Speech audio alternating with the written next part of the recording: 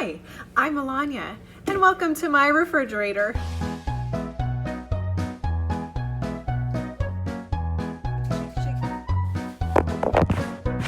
It's important to clean out your fridge, I'd say every 1 to 5 years.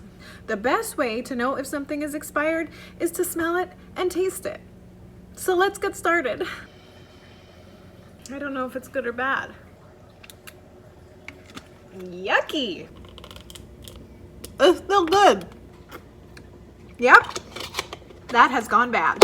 How do you like them eggs? I like them a lot because they haven't expired. Not expired. Still good. That was spicy, but it's not expired. Oh, I love the smell of olives. Still good. Definitely good. This parsley is still good. This almond milk has gone bad. Let's call it good. Not good or bad. Yucky. Yucky. Oh, yucky. Yuck. It gets in your throat. Too spicy. I do not like mustard. I have to lay down. I have a tummy ache.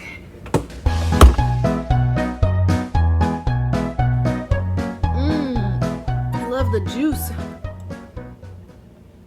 I love olive juice.